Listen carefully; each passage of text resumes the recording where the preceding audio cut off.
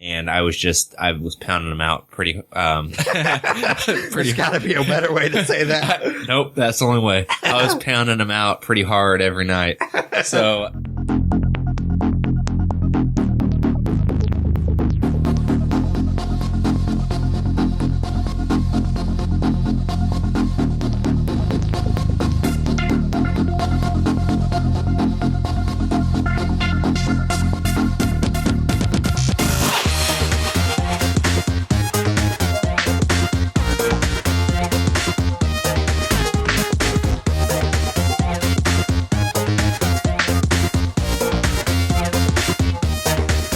Hey guys, welcome to the 42nd episode of the Nerds You're Looking For podcast, a weekly nerd culture podcast that discusses the culture through various segments.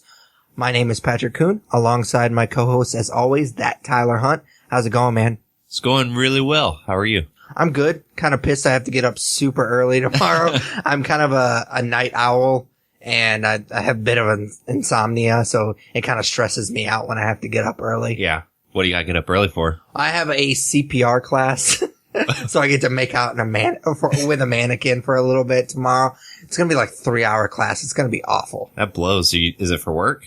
Well, no, I have a teaching license. Yeah. And every once in a while I have to renew that teaching license. And I guess they passed a new bill because when I first got my teaching license, it wasn't mandatory. It was like optional. So I did it because one of my classes in college offered it for free. So I actually had a CPR class. I was like, well, I mean, it'll look nice on the resume. Well, I guess it doesn't look nice on the resume anymore because now it's a federal law that I have to have it.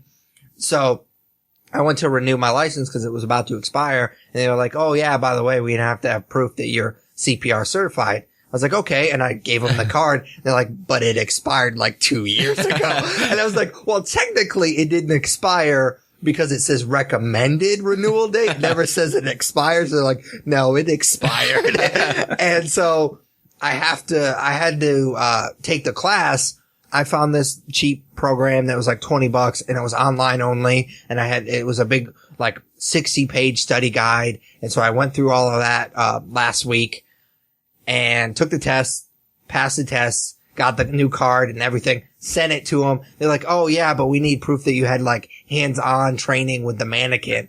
I was like, you motherfuckers. So yeah, I have to do that tomorrow and I have to get up at like 7 a.m. Most people that have normal jobs are like, well, that's not that big of a deal. But for me, I don't go to bed until like 2 o'clock in the morning. Yeah. So I get up at like 4:30 or 5 every day at work. So 7 a.m. is like sleeping in, but I understand second shift. Like that's pretty early. So yeah, I'm not looking forward to it. And it's Saturday morning, so it's just going to suck. And I just took the test. So it's going to be like 3 hours of information that I already fucking know. Yeah. So it's just going to be a hassle. Plus it costs like $50, which I mean, in relative terms is really not that much money, but it's already cost me over $100 just to renew the license. Really? Yeah. Well, it's $30. I'm sure this is very exciting for our listeners. It's $30 to actually for the application to renew your license, That's which shitty. is a fucking racket, by the way. No shit. And then it cost me $20 for the online course that apparently was completely worthless, even though it was from the same people that gave me the certification to begin with. Yeah. It just wasn't the mannequin bullshit that I have to do. And then it cost me another $50. So it's like $100. That blows too that they let you pay all that money for the other things. And then when you go to turn it in, they're like, oh, by the way, you didn't do the CPR part. Yeah. So, and I'm not even a teacher. It's just easier to renew it than to let it lapse and then 5 years down the road get offered a job. And then, oh, by the way, I don't actually have a license anymore. Yeah. So, it's just easier to renew it, which I've actually had to renew it one other time, and it was a piece of cake. But that was also because my CPR hadn't expired yet. But whatever. I'll just be pissed off all day tomorrow. As much as we probably need to move on from a teaching license, I do have, how long do those things last? Well, I have a, probationary one because I haven't actually got a job. Once you get a job, you have to go through certain steps to renew it that second time. And then it lasts longer. But since I've only just renewed it and not gotten a teaching job, it's every 2 years. Okay, cool. So, yeah, again, I'm sure that was fascinating for our listeners. So let's just go ahead and we all learned something today, though. Well, let's just go ahead and get right into the podcast. Our first segment, if this is your first time listening, is just kind of Tyler and I just checking in with each other. We call it what we're into. So Tyler, what are you into this week? So I went and saw a movie on Cool. Wednesday night that I want to talk about. Yep. And I thought about reviewing it for the site, but then I'm like, oh, why would I do that? Yeah, because it's whatever. No, the movie I went and saw was Ex Machina. And I just, I didn't review it for the site because I figured that there's like a time period thing that's been out for a couple weeks. Nobody really gives a shit to read what I have to say about it. But I figure I'll spin some stuff right here really quick. And I don't know why I just said I was going to spin some stuff. I have no idea. Are you telling a tale? Are you spinning a yarn? I'm just going to keep moving. So this movie was pretty much about what I expected. It was about what I gathered from the trailers it would be, but that's not necessarily a bad thing because I thought it looked pretty intriguing. And all in all, it was really intriguing. It was a cool concept. If you don't know what the movie's about, it's about this guy who works for some kind of company, and I'm not sure. I guess it's like a search engine company, kind of like Google, except they call it Blue Book in the movie. And he wins this contest to go... Which is an actual thing, which is confusing. Yeah, it's weird. He wins this contest to go visit his CEO who lives out in like the middle of nowhere. He has to take a helicopter there, and the helicopter's not allowed within a certain parameter to the house. And so he goes and he's staying with the CEO for a week, and he doesn't really know what he's getting himself into. But the CEO ends up having him sign some documents, and he willingly agrees to participate in a Turing test with some artificial intelligence that the CEO of this company, and I keep referring to him as the CEO because I can't remember what his actual name is, but he's played by Oscar Isaac. Yep. And then I can't remember what the actor's name is that... It's like, it's close to being Donald, but it's something weird. Gleason. Yeah. It's like Domhnall. Oh, it's really weird. Anyways, the guy from About Time, and it's funny, both of these guys are actually going to be in the new Star Wars movie too. So he agrees to to participate in these Turing tests with this artificial intelligence, and as you've probably seen from the trailers, shit gets a little crazy here and there. And all in all, like I said, it was pretty much what I expected. It was pretty good though. I would give it a 3.5 or a 4 out of 5 if I were to rate it. Cool. There were a few dry parts, but I was consistently invested in the characters, and there was just fantastic acting all around. So I won't get too much more into it because I don't want to spoil any of the twists and turns, but all in all, it's a good watch. Yeah, that was one that I was really looking forward to. I'm a huge sci-fi fan, and that I was getting that sci-fi vibe from, oh my God, I couldn't talk for a second there. And so I was looking forward to it, and I was actually going to see it when it first came out and review it for the site, but then I just got lazy and it just kind of slipped through the cracks because I kind of felt the same way with that you did. At a certain point, there's almost a statute of limitations when you're reviewing something. So after like a week or a couple of weeks, I was just like, meh. And then at that point, it's sad because I've gotten to the point where it's just like, if I'm not reviewing it, then, but it had a limited release, and then it came out like a couple of weeks later worldwide. So it's been out for a while. Yeah. Like I said, I'd recommend it. I think that it's already come and gone here. Like I said, I saw it Wednesday night, and I think it's already left theaters. Sure. Around where we live. So, video on demand. Yeah, for sure. All right, man. What are you into? What I'm into, I'm going to spotlight 2 movies that I watched, and what I've been doing, and this was a Nerd Year's resolution, is I wanted to watch more documentaries and foreign films. Yeah. I haven't so much done that with foreign films, but I have definitely been more active in watching documentaries. So 2 that I just watched recently that I want to spotlight. The first one is called Love Me, which is on Netflix. It basically spotlights 2 different companies that offer like mail order bride services. I don't know exactly what you would call it. It's basically dating overseas. Yeah. And it's really interesting because I think the movie presents itself as like, well, you think you know these people that would use these services, and the men and women. They also talk about the women that are signed up for these programs. You would think that they're like super creepy, socially awkward guys that can't, talk to regular girls and stuff. And a couple of them are actually. Yeah. But a lot of the guys are like divorced and they're older guys and they don't really get the dating scene. And so this is an easy way of kind of a little bit of a change of pace for them, trying something different. So that was interesting. And also the flip side of that, the women, I think most of this movie focuses on women in the Ukraine. And Ukraine actually has something interesting that they pointed out in this movie, that there's actually, for every man, there are 2 women. And so they have a problem of getting married because there's just too many women. And so there's not enough men to marry them. And Ukraine, most of them, at least this is what the movie portrays, is that they're raised to be very traditional thinking. Like a woman needs to get married by this age. And if not, they're just going to die a maiden or whatever whatever that's called.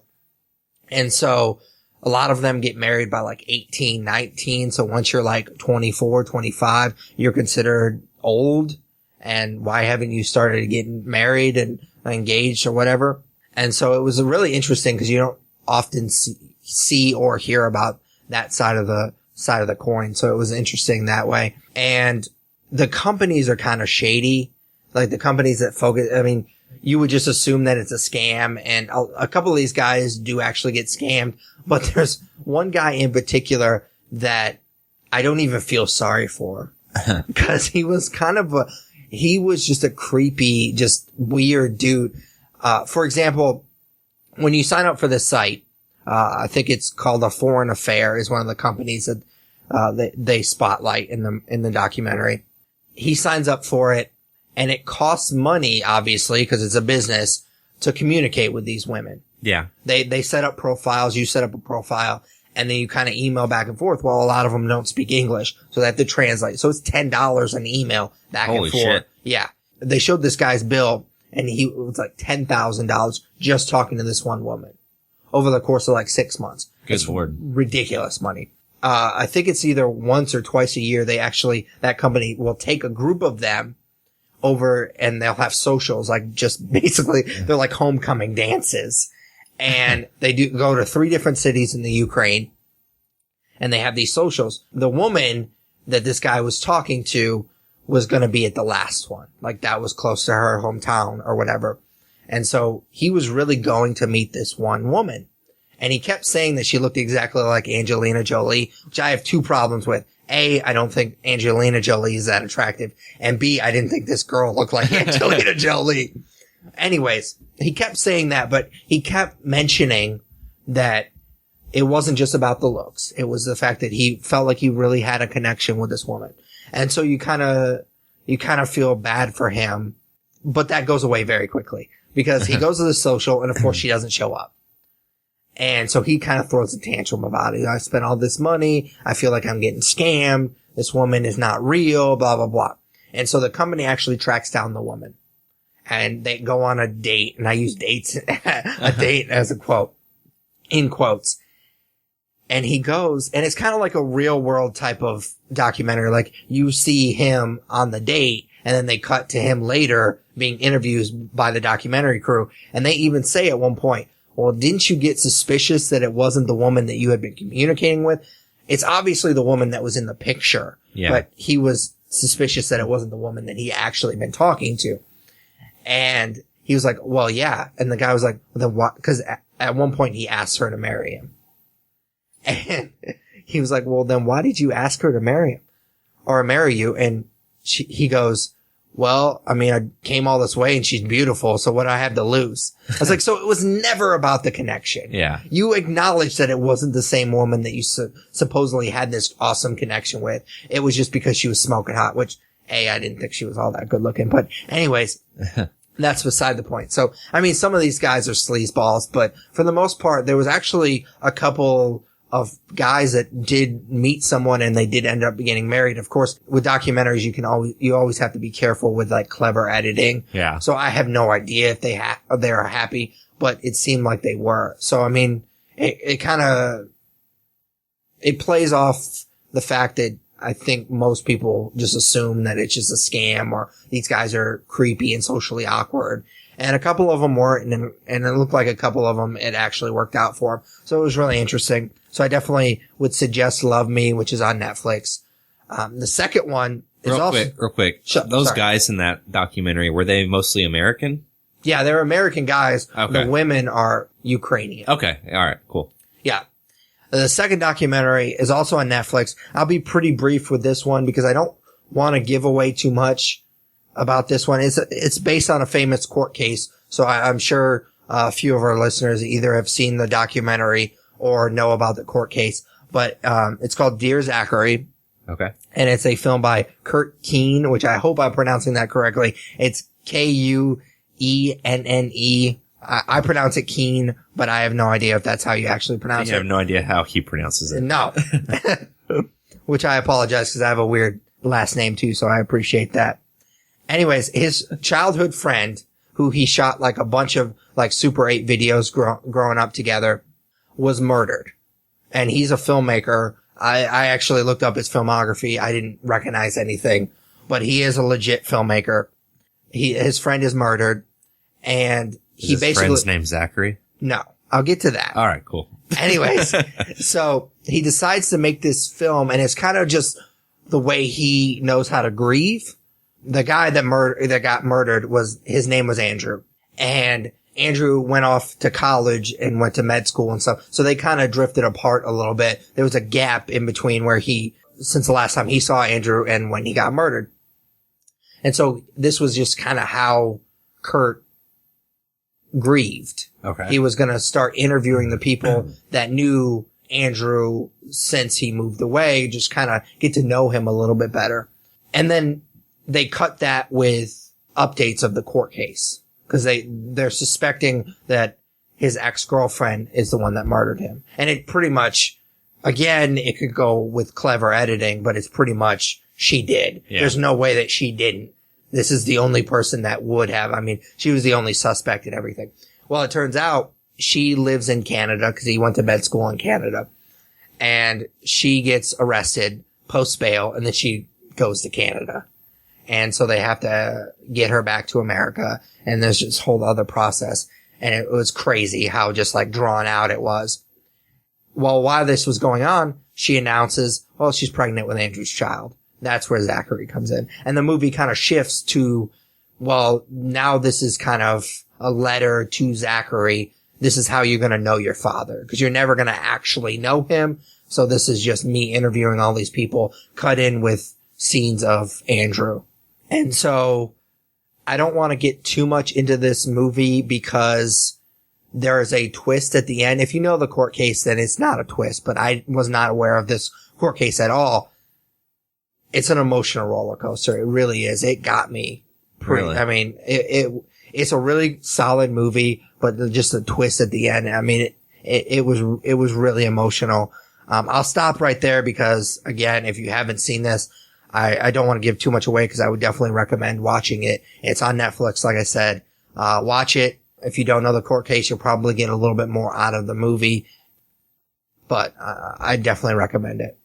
Yeah, that's awesome. I enjoy a good documentary, and that's one of the best things about Netflix is their library of documentaries is very extensive.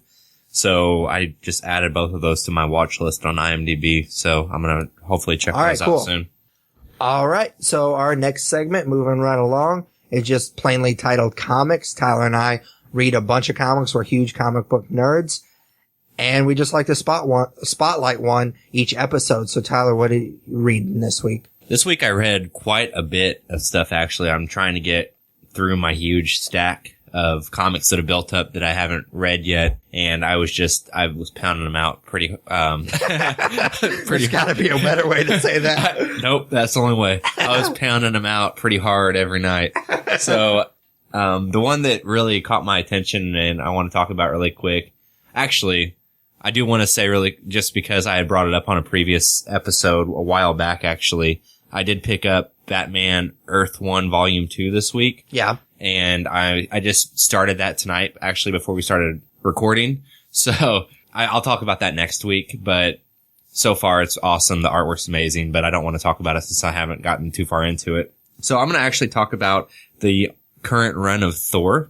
Okay, cool. In which Thor is a woman. Yep. So basically this spun out of Original Sin last year. I never finished Original Sin. It's in my pile of stuff I'm going to work through, but apparently towards the end of it, Thor calls him Nicholas Fury. So Nick Fury, whispers something to the Thor, and it shatters him so completely that he can no longer lift Mjolnir. So Mjolnir is sitting on the moon, and no one is able to lift it. Thor's tried. There's been a bunch of people that have tried, and Thor has become very distraught about this. So basically, Odin's been gone, and Odin comes back into to play of things, and he's berating Thor and just being a kind of a male chauvinist in a way. And all of a sudden, out of nowhere, there's a female Thor. So some girl in the Marvel Universe has been able to pick up Thor's hammer. And one question real quick. How'd she get to the moon? So there's they actually talk about this because after the female Thor emerges, the male Thor is going through like a list of people that he thinks it could have been. And there's this dialogue about how there's, I forget, like a blue ether or a blue part of the moon from Original Sin where there's air, a stupupid comic book thing. So, comic book science. Yeah, comic book science. So anybody could have picked it up, a human or an Asgardian. So this female Thor's going around and she's really an awesome character. You don't know who she is. In the issue they just released this week, they unveil who she is, and I won't get into that, just because I don't want to spoil it for anybody who hasn't read it. But it's pretty cool. She talks like Thor, like with an Asgardian lingo, I guess, but her thought bubbles are just like a human girl, so she thinks like herself, but when she talks like Thor. Okay, that's cool. Because if you read the comics, Thor has his own little bubbles that are a little bit different font. Is actually kind of cool. Yeah, it's pretty funny though. And what this comic's done actually is Thor's been a character I've never really cared too much about, but it made me care about the character. Sure. Which was pretty awesome. And I think that says a lot about it. And I'm really interested just to see where they go with it. I hope that it goes on for a while because this female Thor is more interesting than male Thor's ever been. There's more folds to her character than the male Thor. And, a lot of awesome things pop up that we're familiar with because of the movies, like, the Destroyer shows up and Frost Giants and Malith, the dark elf from Thor the Dark World. So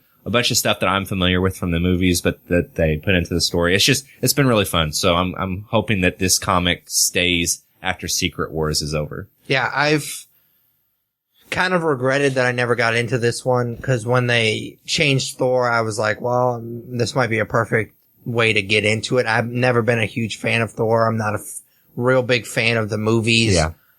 I definitely think they're a weak spot in the Marvel Cinematic Universe.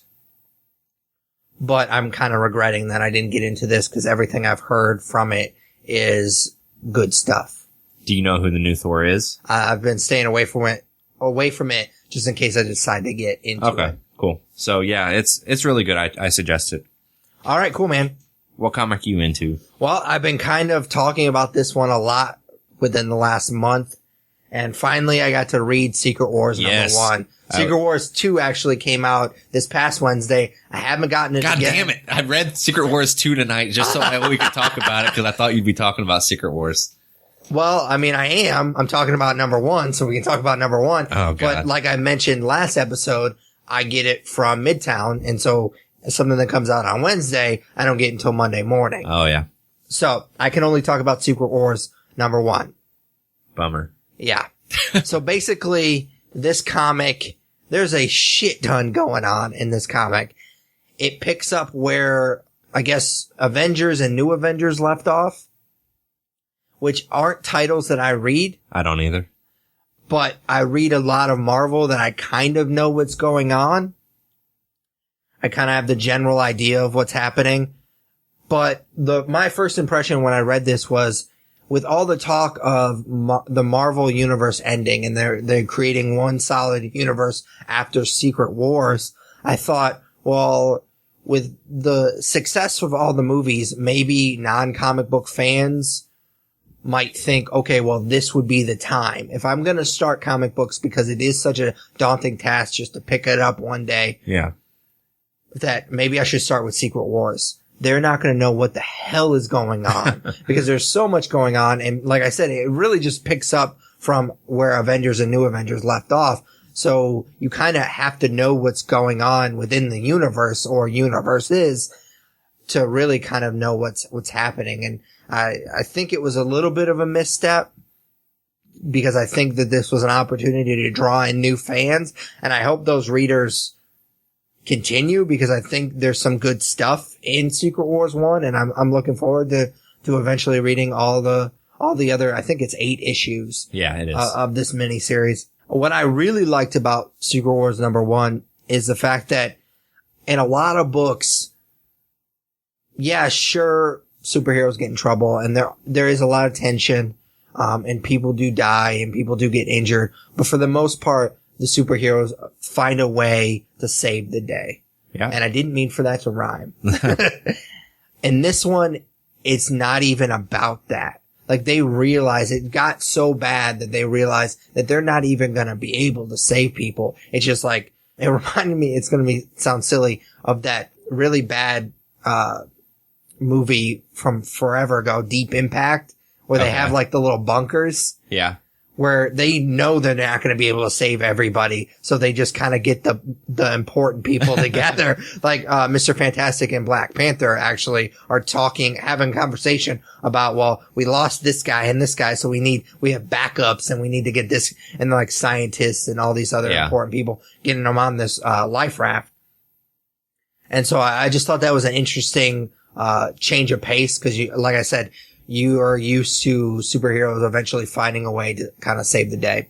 And in this one, they're just beyond that point. They're just trying to save the few lives that they can save. The artwork is great, of course. I liked how chaotic it was. Like, I think they did a really good job.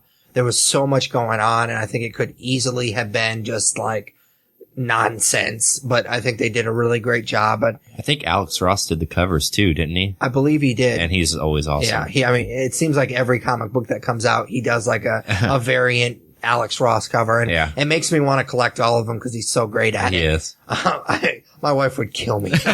Seriously, it'd be ridiculous how much money I'd have to spend. But he is amazing. I just really like it, and I'm looking forward to the rest of the miniseries. Yeah. What can you say? I do not like it. Oh, really? Secret Wars 1 was alright because it kind of started this big thing and it had characters that I knew, and it was this, like I said, this huge thing that was spinning off into another thing that I was really looking forward to. And I can't say a lot about Secret Wars 2 because I don't want to spoil anything for you, obviously, but I will say that none of the characters that we are familiar with appear in Secret Wars 2. Oh, really? Yeah. That's what I really liked about the first one, was it was like everybody was together. Secret Wars #2 is really fucking weird, and I hated it. Oh, really? Like next episode, that's probably what I'm going to be talking about. I know. I talked about how much I didn't like Convergence. I would take Convergence over Secret Wars. Oh, wow. At this point. I mean, we're only 2 issues into an 8-issue arc, and I plan on following it through, unlike Convergence, but they lost me. Oh. And so they're going to have to do some stuff in issue 3 to get me back, because I wish I could go into detail, but I'll leave it as an open slate for you to interpret it how you want. But I did not like Secret Wars 2 at all. Well, I look forward to talking about it next week then. Yeah. So IGN had an article this week that compared Secret Wars #2 to Game of Thrones and all the similarities between the two. Okay. Yeah. Weird, right? Yeah. Just wait. Okay, cool. It's weird. All right. Well, I think that'll about do it for comics. So our next segment is Nerd News, and I'm just kind of going to give it to Tyler, let him introduce it. This is kind of his baby. I don't know if it's my baby, but... Well, I mean, you do it every week. Yeah. So Nerd News is obviously what you think it is. We're going to talk about the big pop culture nerd news that has come up over the past week since we last spoke. A lot of times it has to do with movies and TV. Every once in a while we'll talk about comics and video games. This week, it's pretty much all movies and TV. So we'll just get right into it. A lot of small stories, that we'll probably go pretty quick this week, Pat. The first one concerns Teenage Mutant Ninja Turtles 2. Yep. So it's kind of interesting. Judith Hogue, I'm guessing is how you pronounce her name. She played April in the first original April, Teenage Mutant Ninja Turtles movie. She's going to be in the new one. Yep. The shots of her on set make it seem like she's affiliated with the NYPD. Sure. So there's that. Yeah, I kind of hope that she's not just a cameo. Yeah. Just not just like an Easter egg, that she plays a legit character. She's my favorite April out of all 3 movies. Yeah, I agree with that too. Well, this would be a good nerd favorite movie, but out of the original 3, which is your favorite? The first one?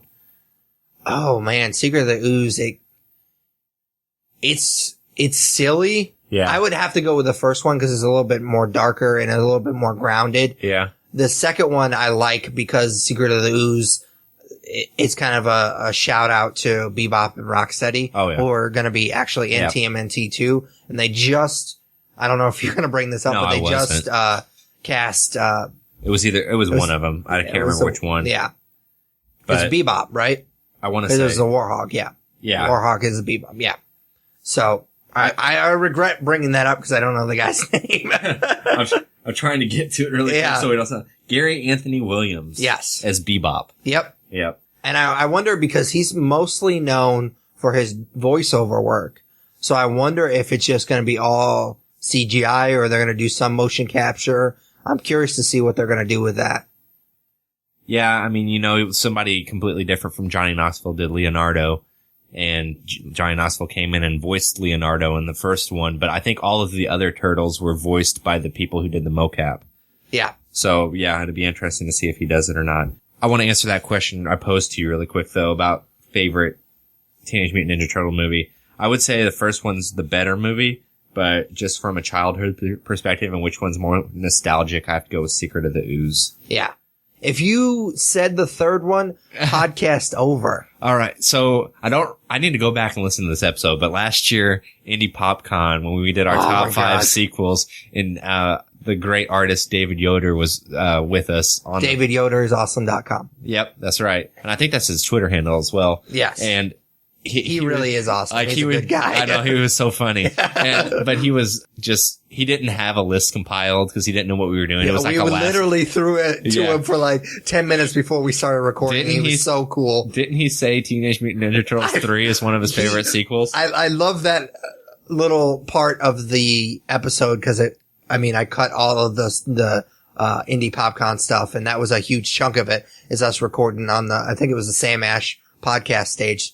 He was so awesome because it just got to the point where he wasn't prepared. So he just picked shit just to troll me. Yeah. And so that was a lot of fun. And I just thought it was really cool that he just out of the blue just said yes and just went with it. It was very, very cool. But I believe that he did pick that just to troll me.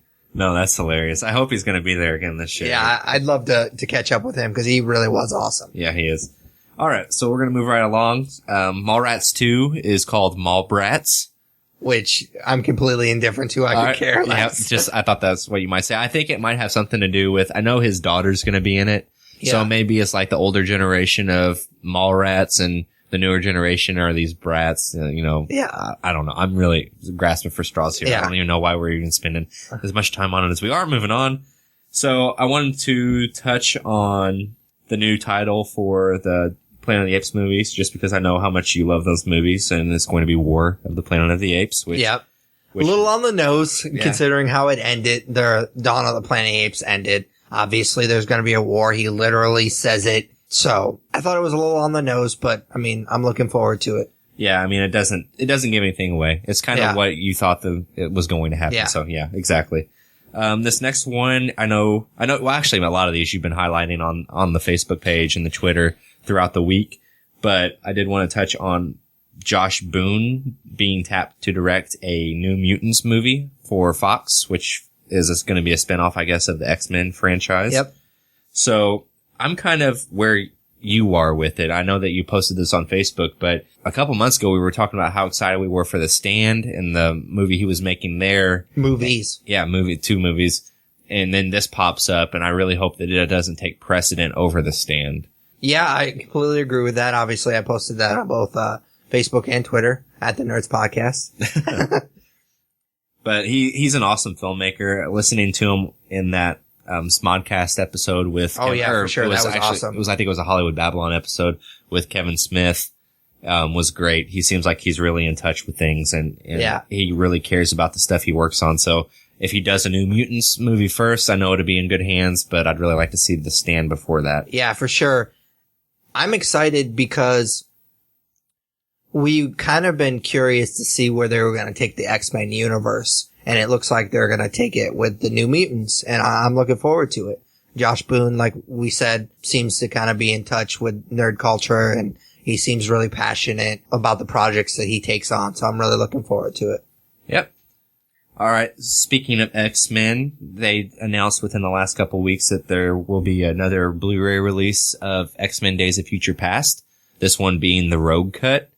Yeah. So all of the stuff that they cut out of the theatrical release with Rogue is being put back in. So it's like 20 additional minutes of footage, and it will be released on July 14th. So I'm pretty excited for this. I love Days of Future Past, as we've talked about a few times on the podcast, but I was really disappointed that they cut out all the stuff with her.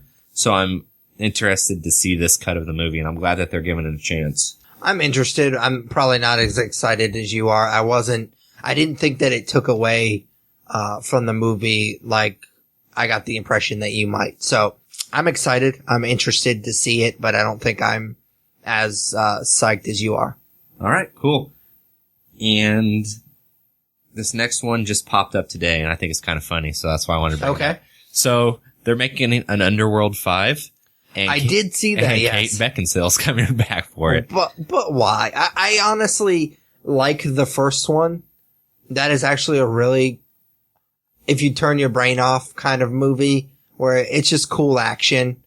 But I mean, that franchise, come on, man. I guess she's just hurting for a movie. I don't think I've seen her in anything since Total Recall, and that was shit. Yeah, it really was. So, I guess 41-year-old actress, there's not a lot out there for you, unfortunately, and yeah, you kind of have to stick with and she's not that great. Your bread and butter. Let's be real. Oh, yeah. She's not that good of an actress. No, not really. I agree. All right, so I'm sure that'll pop up on Trailer Trash eventually, even though we haven't done that thing in quite a while. Last one I wanted to do was just talk about some of the shows that have been canceled. Sure. We're both big TV watchers, so I didn't really have anything I think that was canceled this year that I was really into that much, except for maybe Marry Me. But I have the list of the big shows that were canceled in front of me, so I'm just going to go down and spotlight a few that... Sure. So I noticed Backstrom got canceled. Did you ever give the show a chance? I watched a couple episodes of it, and it was boring as shit, and I didn't like it. Yeah, whenever I saw the previews for that show, I was kind of thinking this would be lucky to make it past the first season. Yeah. And I was right. This next one, I know you watched, and I think you said you enjoyed it. Constantine. Yeah, I love that show. It's great. I wish that I would have watched it and maybe contributed to them not canceling it. But for sure. There's talk of it being picked up other places. I guess the guy who runs CW came out and said that was just a rumor and that they weren't really considering it. But maybe Hulu could pick it up or Netflix. Yeah, and there was a little bit of talk of maybe him playing a cameo role in an Arrow to bring those two universes together or something like that, and to kind of to bring some fans to Constantine, maybe help out the show a little bit, but I really doubt that that's going to happen. Yeah. It would be cool though. Oh yeah, for sure. The Mindy Project, I never really watched, but that got picked up by Hulu when it got canceled. So. Yeah, my wife loves that show. Yeah. So, I mean, good for them, I guess. It's funny. I'll watch it with her occasionally, but I know Kevin Smith's popped up on it once or twice in like a very small role. So yeah. I appreciate that. I never watched The Following. Nope. But it made it 3 seasons, didn't it? There was something that I watched that it was like right after it.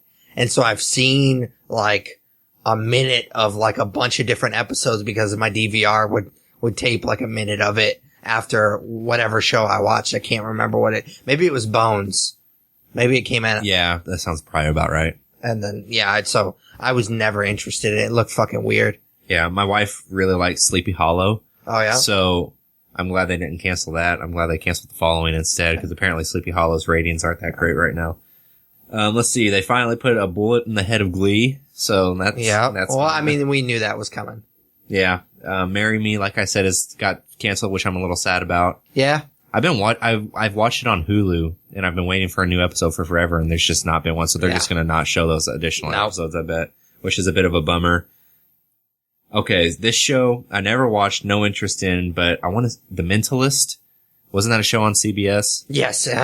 With who was what's in his it? name? Yeah. Simon something. I don't remember. My mom used to love that show. See, It's a parent show. It's an old parents people love show. that show, and they love like Law and Order and CSI and shit like that. Yeah. So, all right, The Millers, that had Will Arnett in it, right? Yeah. I got canceled. Mulaney got canceled. I never watched that. But Nah, that show wasn't that great. I gave it a shot just because I appreciate his stand up, but it wasn't a good show. The rest of the shows on here are pretty much just shows that we knew were ending, like Parks and Rec and things that were in their last season. So I think that about does it with the things that really stuck out. I'm glad a couple of these shows are canceled, but I kind of wish that Bones got canceled. I love that show and I've watched it. Well, I mean, my wife got me into it, so I didn't watch it from the beginning, but I've seen every episode. Yeah. And it's just sitting on our DVR, but we're both kind of just, I mean, it had its run and it just needs to be done now. I didn't mean for that to rhyme either. God damn it. God damn, they're in like their 12th season, aren't they? I think the season that's going on right now is a 10th season. That's crazy. Maybe I'm completely off. I don't know. It's funny though. I'm going through this stuff just once over to make sure I didn't miss anything, but Mulaney, that girl from Saturday Night Live, quit Saturday Night Live to go be on this show. Yeah, she did. So that's a bad choice. Yeah, I mean, like I said, I liked his stand-up, and the show had its moments, but it seemed like, cause it was on a network show, his stand-up is not that clean. Yeah. I mean, he does have some clean jokes, but it doesn't. Bones, by the way, I'm looking it up right now. It's on its 10th season, so I was right about that. Anyways, that would have bothered me if I was wrong about it.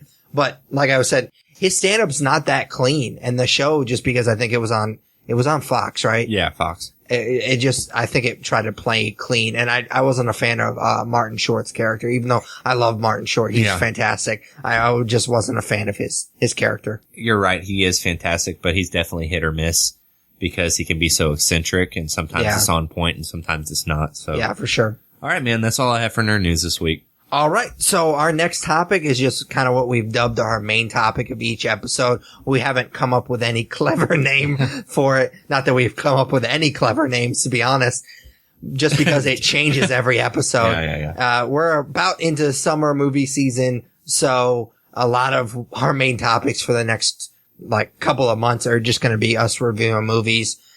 So this best week, time of year, man. Yeah, for sure. Even though technically it isn't summer yet. Oh, Jesus Christ. So anyways, Mad Max. We both watched it. Fury Road, the fourth installment of the Mad Max franchise, written and directed by George Miller. Before we get into our review though, Tyler, I have something to get off my chest.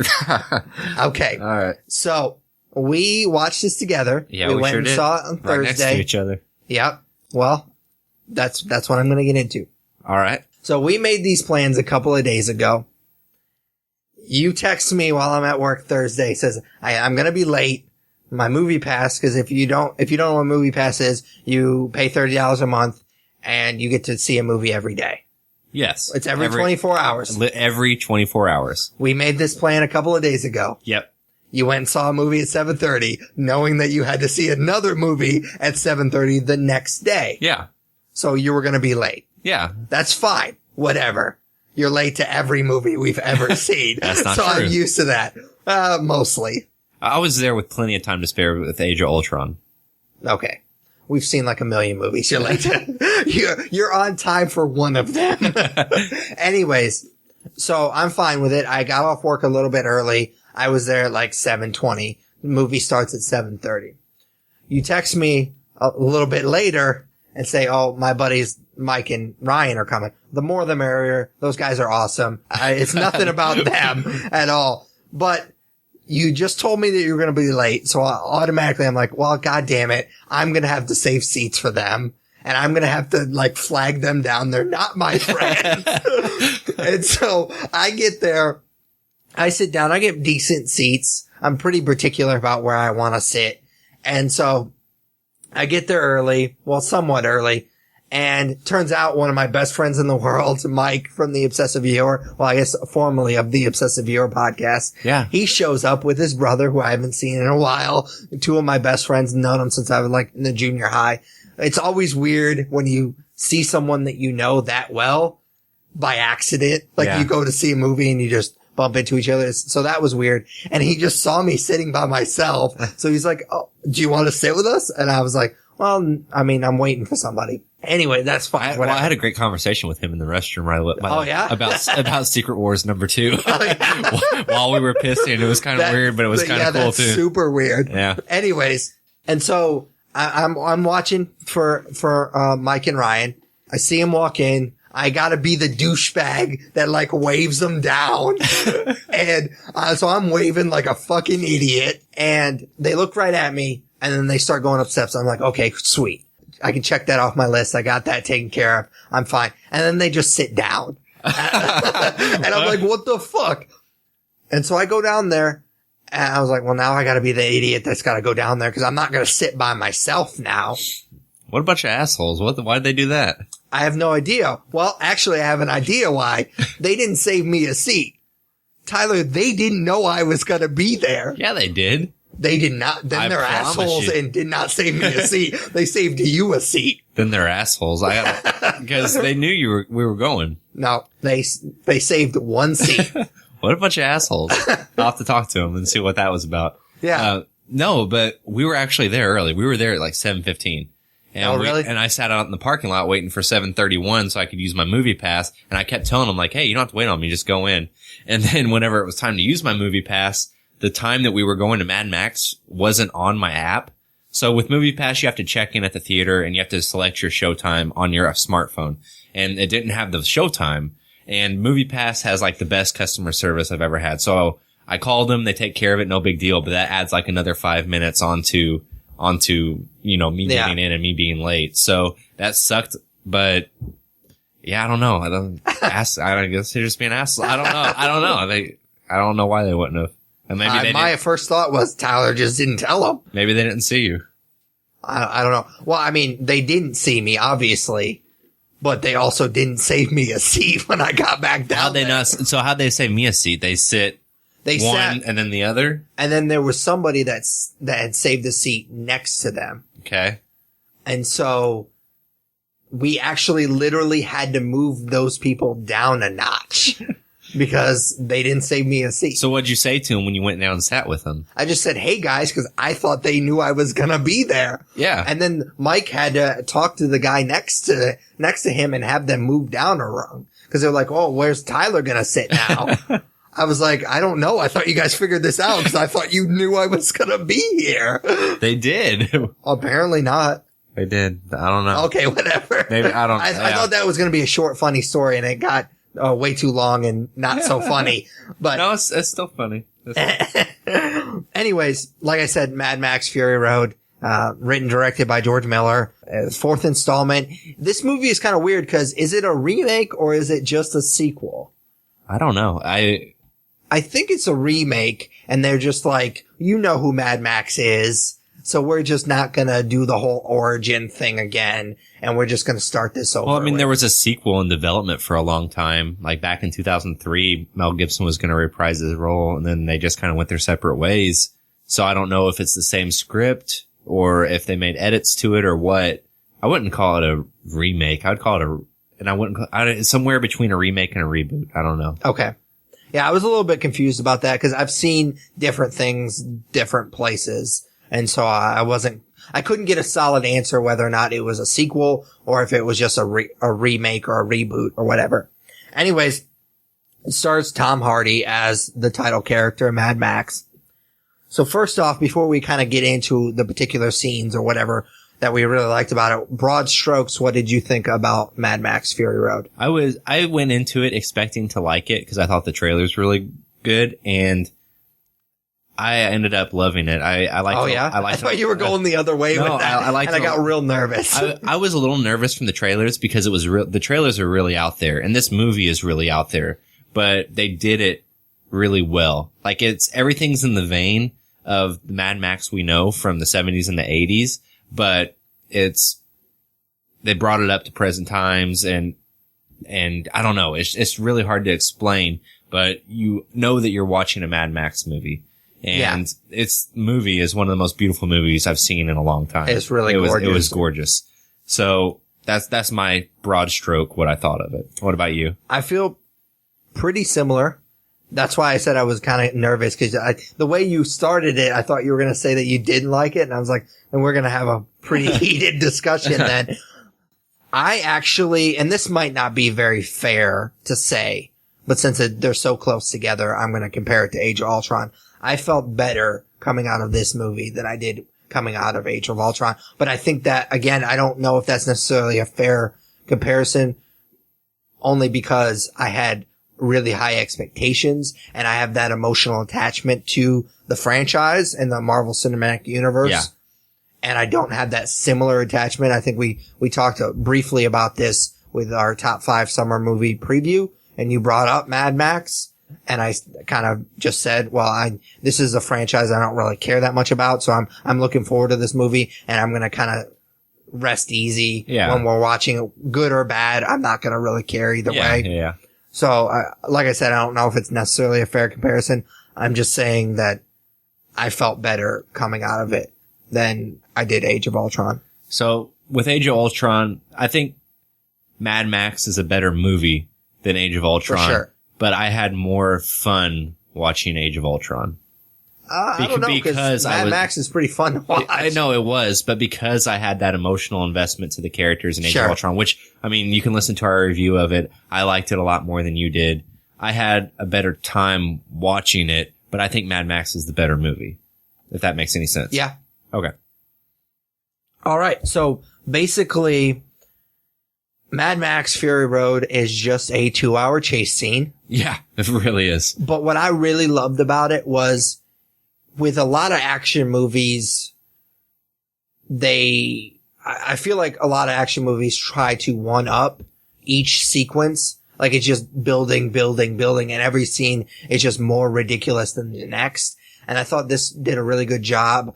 Even though it was like a 2-hour chase scene, it felt like they didn't feel like they were trying to one up the last scene. Like, it felt it was action heavy, obviously. There was a lot of explosions. There was a lot of stuff going on, but it didn't feel like it was ridiculous. Yeah. Like, it felt almost grounded. It was consistent throughout the whole movie. Exactly. Consistent is probably a better word than grounded. Yeah, it was definitely consistent. I appreciated the fact that because it was a 2-hour chase scene, film nerds will know, and I don't want to come off like I know everything about the filmmaking process. I certainly don't, but I love watching production, like special features on DVDs. I've been obsessed with that kind of stuff. And I love to find out how a movie is made. And so I'm really looking forward to seeing the special features for this DVD eventually when it comes out in 4 or 5 months or whatever. Because it's a chase scene, it had to have been so painstakingly difficult to film this. Oh, yeah. It would be almost like filming underwater. Yeah. It'd be so painstakingly hard to film this movie. Because most films, like, if they have a big chase scene, that's a big part of their budget. Yeah. That's this whole movie. Yeah, I heard this movie's pretty expensive to make too. It's like 150 million. Yeah. So it was expensive, but you just kind of have to appreciate how hard. And we mentioned before that it's gorgeous, so it's done ridiculously well. Just the painstaking detail it would have to go in to making a type of movie like this. I can't even wrap my head around how exhausting that would have been. Yeah, I agree. And, when you consider George Miller's age too. Yeah. I think he's like in his early 70s now. Yeah, 72, 73. I want to say this movie was shelved for like a year or two. Which, a little off topic, but it was shelved for forever, but. Yeah, well, I mean, they made it, yeah. And then it took them a year or two to release it, and that made me worry a little bit going into it. Yeah. But, man, I don't know why they hung on to this. It was great. I loved how it was refreshingly feminist. Yeah. I liked how it was about a woman saving other women, and she didn't necessarily need the help of a man, even though obviously it's a Mad Max movie, so Max is a huge part of this movie. Yeah. But it really was about a woman saving other women, and eventually other women joined the cause as well. Yeah. And I loved how they were strong women. Oh yeah, I love a good female character, and Charlize Theron's character in this movie is just as much of a hero as Mad Max is. Yeah, for sure. If not more. And you don't see that in action movies very often. It's always the woman needs saving. And women, the women did need saving in this movie, but it wasn't a man that necessarily saved them. Yeah, they actually, at a certain point, tell him that they don't really need him. Yeah. He definitely helps out, but I think they would have been okay. And actually, at one point earlier in the movie, he hurt them more than he helped them. Yeah. So, I really appreciate that aspect of it. I also liked, and this might be just my personal opinion. Well, I mean, I guess all of this is my personal opinion, but I kind of got the idea, and I don't know if this is what George Miller was going for, but I mean, they basically just live in a scorched desert. Yeah. And the sun is bearing down on people, and it felt like everybody was just a little unhinged. Even the normal characters are just a little bit crazy. I kind of got the impression that was something that he was going for. Like, everyone's a little crazy in this world. Everyone's a little bit unhinged because not only is the sun cooking the environment, but it's also kind of cooking people and their brains, and they're all a little crazy. So I definitely appreciated that. I mean, even the somewhat normal characters are a little crazy. Yeah. So I like that. I love the use of practical effects in this movie. Oh yeah, for sure. It was awesome. There was CGI, of course there would be in a movie like this, but it wasn't overbearing, and a lot of the chase scenes were done practically, which was awesome. Yeah. And that kind of goes back to what I was talking about with the painstaking detail in this movie. Absolutely. What did you think of Nick Holt? He was a little over the top, but I wasn't bothered. Like, whenever I saw the trailer and he, like, the famous part of it where you're What a lovely day. Yeah. Like, I was like, oh god, this character is going to be too much. And honestly, he wasn't. I was indifferent. I don't think he did a great job, but I didn't think he was as annoying or off-putting as I thought his character was going to be. Yeah. I liked his arc. Yeah. It was really fluid. Like, it made sense to me. Well, I don't know. I thought that there was too quick of a turnaround with his character. Yeah, I get that, but I liked how it paid off at the end. Yeah. There's so many instances where his character could have died and maybe should have, actually, but I liked how it paid off at the end. He wasn't just in the movie because he was a somewhat famous actor. Yeah. I liked how his arc paid off at the end. So I really appreciate that. But I agree with you. I don't think he's that great of an actor, and I don't necessarily think he did a whole lot to change that. But I did like the writing of his character. Yeah. I agree. There are a few narrative things that I wasn't a huge fan of. One thing is, and there's a particular scene where they're driving this big tanker, and they get to a point where they've already made it known that water is kind of in short supply. And they live in a desert, so it wouldn't rain all that much. But yet they somehow manage to get stuck in the mud. And I hate when movies do this. They have to come up with a reason, especially in a movie like this where it's just a one long chase scene. They were so far ahead of them, they had to find some reason to have them catch up. Yeah. And them getting stuck in the mud is just, I felt like it was the easiest way for them to get caught up. It was either that or the truck breaking down again, which they had already done one other time. Yeah. So it was kind of tough for them to do it again. So that kind of bugged me. And the fact that they live in a desert, when the hell would it rain enough for them to get stuck in the mud to begin with? Yeah. I did like how that was kind of a reason for Nick Holt's character to start helping them. So I did appreciate that because it did kind of swing that character in the meter of him being more of a good character and being part of the team and being somebody that they could trust. So I definitely appreciate that. I just don't like when movies create artificial obstacles for the characters to overcome, and that just felt like just a really forced obstacle for them to overcome. Yeah, I didn't think too much into it, to be honest. Maybe that says more about me as a film watcher, but I didn't think And I also didn't like it. how shortly after that scene they get unstuck in the mud, and then the Mad Max does this badass thing, but you see it off screen, and it's just like, come on, man. you do get a little bit of him being a badass, but not enough in this movie. And I think they lost an opportunity for him to be a badass. And you just kind of see it off screen. And I know it probably was, if it was filmed, it was probably cut for pacing just to keep the movie along. But you kept the mud scene in there. I felt like that was more detrimental to the pacing than that. If you did film the scene, again, I have no idea if they filmed that or not, or if they just meant for it to be off screen. But if they meant for it to be off screen, that's kind of a bummer. I don't know which scene you're talking about. Let's talk about it off recording. Sure. It's not to spoil anything. Well, I had a problem with the plot, and I wasn't going to get into it because it's a bit of a spoiler. So I won't get into it detailed, but some things that happen towards the end of the movie and the climax of the movie and what they're forced to do, I thought was kind of silly. And I won't get into details, but that's like my one issue with it. Maybe we'll just have a conversation about it, because I think I might actually disagree with you.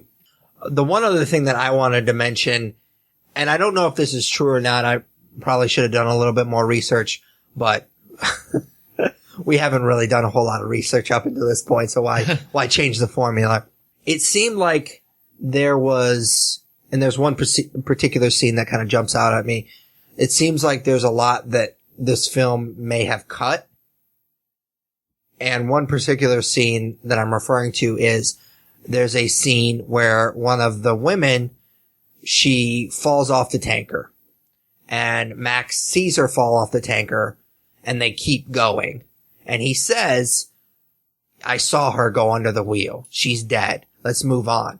But the way Tom Hardy plays it, it seems like he kind of thinks that maybe she could have lived. Yeah. And you don't actually see her. Maybe I missed it. You don't. You don't see her go under the wheel. The guy that's following her crashes to try to avoid hit her. I don't want to give too much what happens to the character after that, but I felt like maybe there was a scene where that pays off, that maybe they turn on Max because they find out that she didn't actually die. He does the right thing, obviously. There's no way that they could have gone back for her and still made it. So, I mean, he made the right, he let someone essentially die, but in this reality, he did the right thing. So, I don't know. It felt like there was a part of the movie that, and I know that this movie went back for reshoot, so maybe that was something they reshot, that maybe her character had a bigger role and they ended up reshooting it. Like I said, I didn't do any research on this, so I don't know if that was the case, but I do know that they did some reshoots, so I don't know if that was part of it. I just felt like, I think that would have made it a little bit more interesting of a movie. It's just like Max comes into the picture and they automatically trust him almost immediately, and they never question him after that. And I felt like that could have been an interesting aspect to the movie that I just got the impression that they tried to do, and then they just cut it for whatever reason. Or maybe they didn't even try that, and maybe I'm looking into something that isn't there, but that kind of rubbed me the wrong way. Yeah, I'm indifferent. Oh, really? I didn't really think much of it. I thought it was weird that you don't see her go under the wheel, and I thought that that's the route they were going to go, is she did survive. But they didn't. She's dead. Well, I was trying to avoid the spoiler, but I guess it's like halfway through the movie, so. I mean, you don't know what character it is. Yeah, but as soon as you see her in the movie go under the wheel, I go, oh, that was the character that they were talking about. Well, she's dead. Anyways, one other thing real quick, and I won't harp on this too much because it is a 2-hour movie and I understand they do have to keep it going. There was a lot of mythology to this movie that wasn't really explained. It was just like, here's these characters and here's this awesome chase scene. And don't get me wrong, I love this movie, but I loved it so much that I wanted to know more about it. Like, there was so many things that were unexplained. Like, this guy, he's clearly suffering from something. And these soldiers that he have are clearly suffering from something. Yeah. They never really explain what that was. And they never really explain, because there's these weird people that keep calling him his dad, their dad, and they're all kind of deformed in their own way, and they never really explain that. And he's kind of obsessed with creating this perfect, like, air, but they never really explain what his problem is. Clearly he's not well. Yeah. They show this whole process of him getting ready. He's wearing this respirator the entire movie. So clearly he's not well. The environment is clearly taking a toll on his body, but they never really explain what's going on. Yeah. And so that kind of bothered me, because I really enjoyed this movie, and I would have enjoyed more of the kind of the mythos around what was going on in this universe that they built. And I know that they're working on at least 2 more. So maybe we'll get more of that in the later movies. I don't know. I was just okay with it. I guess it would have been interesting to learn more about what was going on with him and that, I just felt like colony, but it was more about, I don't know, it was very straightforward. It was a straightforward narrative, and there wasn't a lot of flair about like the villain and this and that. It was, like you said, a 2-hour chase scene. Yeah. I just really would have liked to know. I mean, I knew his motivation. I would have liked to have known that it served a purpose. Yeah. Like, there was a reason behind his madness. There was a reason why he sacrificed all of these things to get these women back.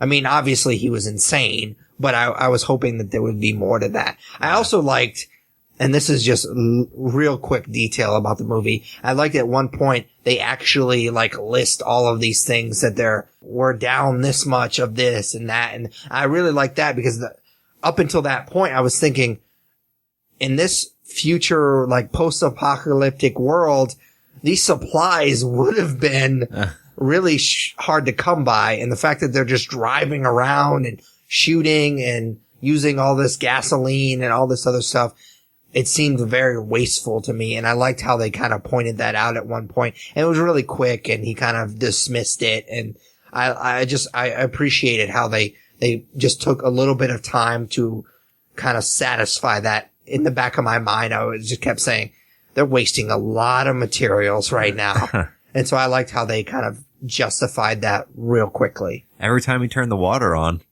it's like, dude. But he kind of had to. And then they talk about later how he kind of had an endless supply of water because he figured out how to dig it out of the earth. So they justified that a little bit. And to be honest with you, that he wasn't really using that much. He didn't have it on that long. He preferred human breast milk anyways. Yeah, that was weird. I didn't get that. But that's, again, that kind of goes back to my mythology thing, is I would have rathered have a little bit more of that.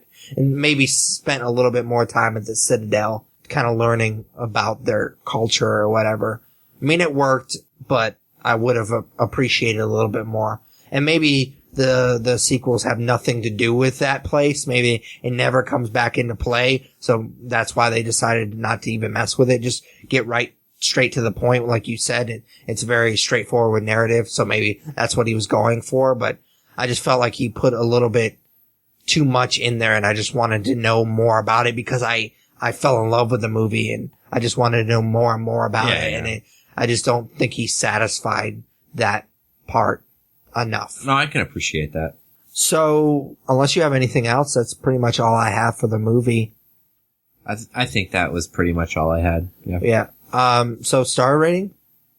Oh, you go first. I always go first. Okay. I had really hard time with this because obviously I wasn't going to give it a 5, but I did enjoy it a lot. So I kind of went back and forth between a 4 and a 4.5. I think I'm going to go stay with a 4. I really enjoyed it, but there was a few problems I did have with it. So I'm going to knock it down to a 4. Yeah, that's where I'm kind of hanging out too, is between a 4 and a 4.5. You know, I read an article before we started recording tonight, and it was about this, how does this movie even exist? I mean, it uses practical effects. It resurrects a long dead franchise that not a whole lot of people care about. It's a very expensive movie to make. It's weird. It's violent. There's just so many reasons why this movie shouldn't exist, but yet it's here. And they, in my opinion, they knocked it out of the park. So I'm really tempted to give it a 4.5, but I think that in time, I'll think of it more as a 4. So I'm just going to go ahead and go to 4. I'm actually kind of hoping that I give it a 4.5, or I give it a 4 right now. And then, like I said, I love watching production special features, and I hope that this Blu-ray is just packed with them. And I'm hoping that I will appreciate the practical effects and how they actually film the chase scene and stuff like that. And I might bump it up to a 4.5 eventually. Yep, I can understand that. All right. So that about wrap it up. Each episode, we kind of like to bookend it with what we call a nerd favorite. So we switch back and forth each episode, and we'll just ask each other just a random question. What's your favorite blank? And it's Tyler's week, so I'll just kind of give it to him. What's nerd favorite this week? All right. So given that we just reviewed Mad Max, I thought that we could loop it into that in some way. So I thought about doing favorite George Miller movie, but that's basically either going to be Mad Max or Happy Feet. It's Happy Feet. And then I thought about doing favorite Tom Hardy movie, but honestly, his filmography is not huge. And I think we might both probably say Dark Knight Rises. Yeah. So I'm actually going to go with favorite Charlize Theron movie. Okay. So I'll go first, give you time to think of something. I'm pretty sure you're going to steal mine. Probably. Actually, I'm not even sure what your opinions on this movie are, because I don't think we saw it together. But I'm going to choose Prometheus. Yep, that was mine. Okay, so you did enjoy Prometheus. I know the thing about this movie is it split a lot of people, and it's kind of thought as in the same vein as Alien. Obviously, it's the same world that the Alien movies take place in, and I think that's why a lot of people don't like it too much, is because it doesn't have a ton to do with Alien. But thinking of it on its own as the movie Prometheus, not as Alien 5. Exactly. It's a really enjoyable movie. I love it a lot. Charlize Theron's amazing in it, as well as all of the rest of the cast. So you have Idris Elba, Noomi Rapace. I've never heard her last name pronounced, but the girl from the original Girl with the Dragon Tattoos movies, the Swedish ones. Michael Fassbender, I can forget him. And then, of course, like I said, Charlize Theron. And Guy Pearce, who plays an old guy. Yeah. Which is really weird. But again, great cast. I really enjoy the story, kind of like setting off into space to find out the answers to mankind's existence and what happened with our creation. All of that stuff is really cool to me. And it's just an enjoyable movie. I really liked it a lot. Yeah. I'll have to agree with you. I liked the point that you brought up that if you watch it thinking that it's an Alien prequel, you're going to be very, very disappointed. But if you just watch it as a movie, kind of in a vacuum, you can appreciate the Alien references. Yeah. And you can appreciate that it's in that same world. But it's a solid movie on its own. I wouldn't compare it to like Aliens, because I love that movie. It's one of my favorite movies of all time. But I really enjoy it. I like how it's within that universe, but it's good. It stands up on its own. Yeah, for sure. Well, you kind of stole mine. So for sake of conversation, I'll go ahead and choose a different movie, which is kind of cheating because she's not in it too much, but I love the movie. I've seen it a million times. Mighty Joe Young. No, I've never actually seen that movie one time. Like, I've never seen a minute of that movie. Me either, but it looks hilarious. Anyways, the movie I was referring to is That Thing You Do. Okay. I love that movie. The soundtrack is fantastic. All the actors are in it are great. Tom Hanks is just fantastic. She doesn't play a very big part.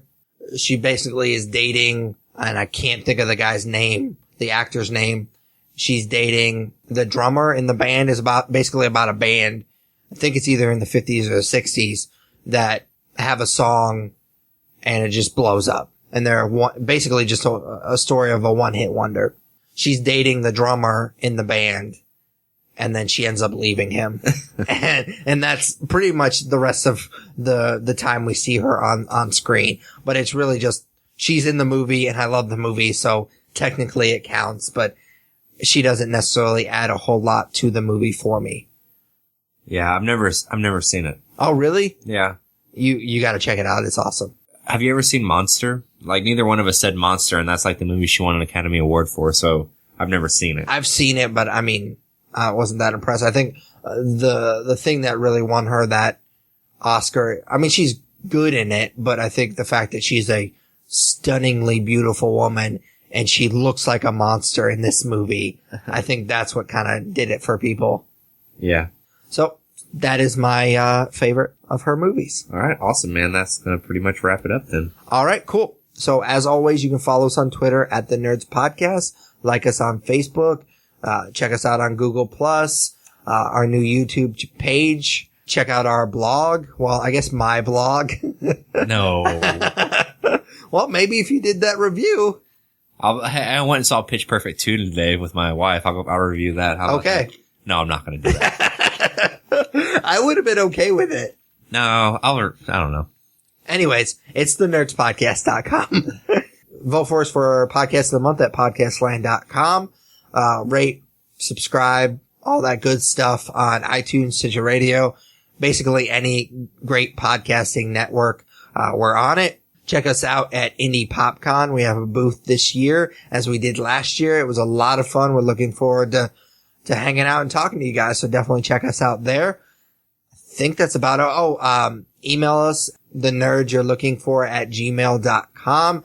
If you have any suggestions, any comments, questions, what have you, definitely, email us there. Yeah. Do that. Yeah.